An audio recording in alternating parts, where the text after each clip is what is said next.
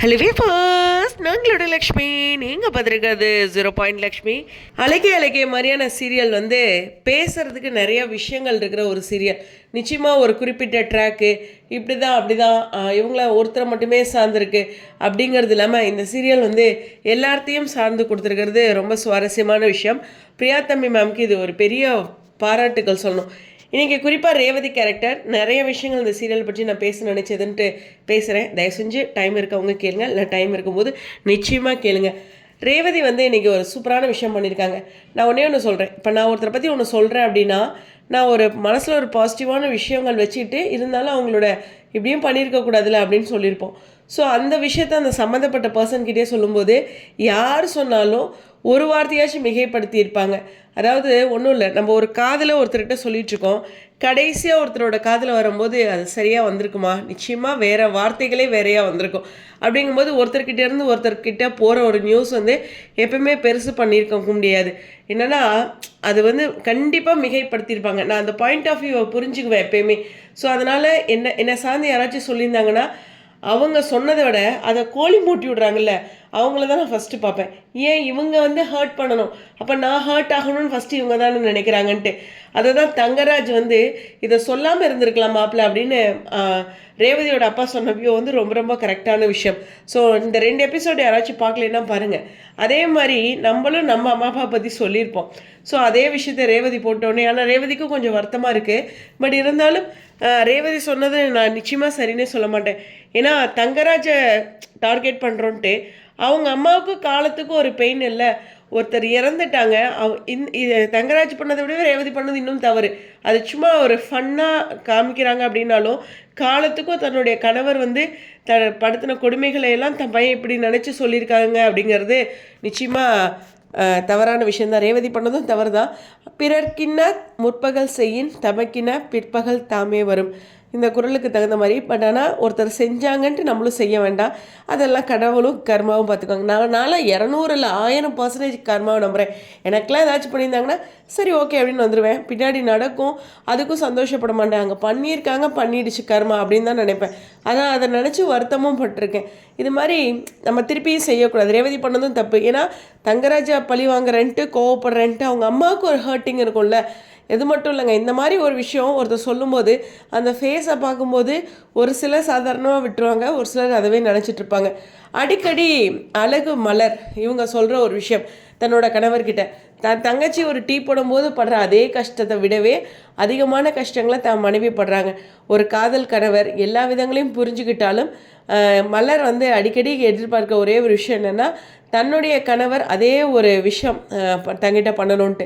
But இருந்தாலும் பாக்யராஜ் கேரக்டர்கிட்ட முடிஞ்ச வரைக்கும் பொண்டாட்டிக்கு லைட்டாக பயப்படுற மாதிரியும், அவங்க கணவர் மனைவிக்குள்ள ரொம்ப ஒரு என்ன சொல்கிறோம், அந்த பேர் சொல்லி கூப்பிடுறது, அது மாதிரி நிறைய விஷயங்களும் அவங்களோட இதில் அழகு. அப்பப்போ ஆனால் அழகு மலர் அமைதின்னு சொல்ல முடியாது.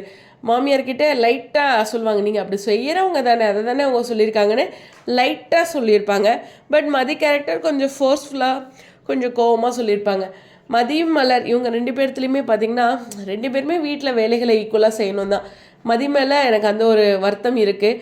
அவங்க அவ்வளோ கஷ்டப்படுறாங்கன்னா கொஞ்சம் ஏர்லியராக எந்திரிக்கணும். இவங்களோட ஜாக்கிங் வாக்கிங் சம்திங் இவங்களுக்கான ப்ரியாரிட்டி கொடுக்கும்போதே நம்ம வீட்டில் இன்னொருத்தரும் இருக்காங்களே அதையும் செஞ்சுருக்கணும் அப்படின்னு அடிக்கடி நினைப்பேன். ஒருத்தர் மட்டுமே எல்லா வேலைகளையும் செய்யணுங்கிறது இல்லையா, அந்த ஒரு பாயிண்ட்டு. பட் இருந்தாலும் சுரேஷ் அவங்களுக்கு நடுவில் ஒரு அழகான ட்ராக் கொண்டு வராங்க. இதுலேயும் கவனிக்க வேண்டியது என்னென்னா, ஒரு புருஷன் பொண்டாட்டி 2 பேரும் ஈஸியாக நல்லா பேசி அந்யோன்யமாக ஒருத்தருக்கு ஒருத்தர் விட்டு கொடுத்து போகும்போது ஃபஸ்ட்டு சுரேஷ்க்கு மதியை பிடிக்காத மாதிரிலாம் போயிட்டு இருந்தது இல்லையா. அந்த ஒரு விஷயத்த தங்கராஜ்லேருந்து நிறைய பேர் சொல்லிக்கிடுவாங்க, ஓஹோ இப்போலாம் பொண்டாட்டி சொல்கிறது அப்படியே கேட்குறியாட்டிருக்கு அப்படின்னு. இதுவும் யதார்த்த வாழ்க்கையோட ஒரு மிகப்பெரிய பிரதிபலிப்பு தான். ஸோ அதனால் தங்கராஜ்னாலே ஏற்றுக்க முடியல. 2 பேரும் சேர்ந்து வாழுங்க, வாழ்க்கையை துவங்குங்கன்னு சொல்கிற தங்கராஜ் பொண்டாட்டிக்காக அவர் செய்கிற விஷயத்தையும் தங்கராஜனால் தாங்கிக்க முடியல. இதுவும் ஒரு கேவலமான செயல் தான். ஸோ இந்த மாதிரியான நடைமுறை வாழ்க்கையில் 100% வெளிக்கொன்ற ஒரு விஷயம் இருக்குது. ஆனால் ஒரே ஒரு முறை சுரேஷ் சொன்ன ஒரு விஷயமும் இருக்குது.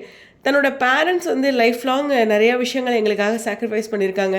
ஸோ அவங்கள ஒரு இடத்துக்கு கூட்டிகிட்டு போகும்போது அவங்களுக்கு ஒரு பெயின் இருந்தாலும் இதெல்லாம் அவங்க பார்க்கல இல்லை அப்படிங்கிற ஒரு விஷயம் இருக்குது. எஸ், இந்த காலத்தில் கூட மோஸ்ட்லி எல்லாருமே ஸ்பெண்ட் பண்ணிடுறோம். இப்போ நானே இன்னும் கொடைக்கானலே போனதில்லை. இது மாதிரி எங்கேயுமே போனதில்லை. ஹில் ஸ்டேஷன் போது என் வாழ்க்கையில் நான் தனியாக போகணும்னு நினைக்கிறது என்னால் முடியாது. அம்மா ஒரு நாள் கூட போனதில்லைன்னு கூடவே நினைக்க தான் தோணும். அந்த ஒரு பாயிண்ட்டை வந்து சுரேஷ் அன்றைக்கி ஒரு நாள் சீனில் சொல்லியிருந்தார். எல்லாருமே வந்து வெளியில் ஜாலியாக போயிருந்தாங்க இல்லையா, அந்த ஒரு விஷயந்தான். எனிவேஸ், இந்த கதையில் வந்து நிறைய விஷயங்கள் நிஜ வாழ்க்கையில் இருக்க நிறைய விஷயங்களோட பிரதிபலிப்பாக இருக்குது. பட் ஒரே ஒரு விஷயம் சொல்கிறேன், நம்மளை ஒருத்தர் போட்டு தள்ளுறாங்க, இல்லை கோழி முட்டுறாங்க, நம்மளை பற்றி இல்லாதும் பொல்லாதும் சொல்கிறாங்கன்னா, நம்ம இப்படி தான் நம்ம ஃபேமிலிக்கு தெரிலனா அது கஷ்டம்தான். ஸோ நம்ம பிள்ளை வந்து ஒரு கோவத்தில் நம்மக்கிட்ட இருக்கிற கோவங்களை சொல்லுது தானே அப்படின்னு நினச்சிக்கணும். ஒரு உதாரணத்துக்கு சொல்லணுன்னா, என்னோடய அம்மா வந்து ரொம்ப போல்டு, ஸ்ட்ராங்கு. பட் கோவம் வந்துச்சுன்னா மூஞ்சியை காமிச்சிட்டு வந்துடுவாங்க. நான் போல்டு, ஸ்ட்ராங்கு தான். ஆனால் கோவம் வந்துருச்சுன்னா அவங்ககிட்ட எதையுமே கண்டுக்காமல் பேசாமல் வந்துடுவேன். திரும்பி கூட பேச மாட்டேன். 2 பேத்துக்கு 2 விஷயம் இருக்குது. இதை நான் மிகைப்படுத்தி சொல்லலாம், சொல்லாமலே இருக்கலாம். அதுதான் ஒரு புரிதல். ஓகேவா? ஸோ அதனால் எப்போயுமே நம்ம ஃபேமிலியும் நமக்கு பிடிச்ச விஷயங்களையும் விட்டு கொடுக்கக்கூடாது. ஒரு உதாரணத்துக்கு சொல்லணுன்னா, இப்போ நம்ம மகாநதி சீரியல் வந்து நிறைய இடங்களில் நிறைய பேர் பேசும்போது நான் விட்டே கொடுத்தது கிடையாது அந்த சீரியல் பற்றி வீடியோவில் எங்கேயுமே. நமக்கு பிடிச்ச சீரியலுக்கே அப்படின்னா, அப்போ நமக்கு பிடிச்ச ஒவ்வொரு விஷயங்களுக்கும் அப்படி தான். இப்போ நான் ரீசெண்டாக ஒரு விஷயம் இது பண்ணது என்னென்னா, பிரணவ் ஸ்கூல் எனக்கு ரொம்ப ரொம்ப பிடிச்சிருக்குல்ல. இப்போ ஒருத்தர் கூட உரையாடும் போது அந்த ஸ்கூல் பற்றிய சில விஷயங்களை நம்ம ஏன் குறையாக சொல்லணும், ஜஸ்ட் அவாய்ட் பண்ணிட்டு கூட போயிடலாம்ல அப்படிங்கிற ஒரு விஷயத்தையும் நான் புரிஞ்சுக்கிட்டேன். அதனால் நமக்கு எந்த ஒரு விஷயம் பிடிச்சிருந்தாலும் பிடிக்காத ஒருத்தர் அந்த விஷயத்தில் இருக்கும்போது அவங்க பேசும்போது கொஞ்சம் அதை நம்ம விட்டு கொடுக்காமல் இருந்தோம்னா இந்த மாதிரி ஒரு விஷயமும் இருக்காது. அதனால் நமக்கு பிடிச்ச விஷயத்தை விட்டு கொடுக்கவே கூடாது அப்படிங்கிற ஒரு பாயிண்ட். அழகே பொறுத்த வரலும் டிஆர்பியில் செம்ம சூப்பர் அப்படின்லாம் இல்லை, கரெக்டாக டிஆர்பியில் எடுத்தாங்க. இப்போயுமே ஒரு 4th பொசிஷனில் வந்துட்டுருக்காங்க. என்னை பொறுத்த வரலும் ரொம்ப பரவாயில்ல தான். ஸோ மெயின்டைன் பண்ணுறாங்க அப்படிங்கிற ஒரு விஷயம் தான் ஹாட்ஸ்டாரில் 4th பொசிஷன்ட்டு. ஸோ இப்போ இருந்து இன்னும் நிறைய கதைகளும் இருக்குது, இன்ட்ரெஸ்டிங்கான விஷயங்களும் இருக்குது. புரிதல். உங்களுடைய கருத்துக்கள் ஸ்டேடியம்.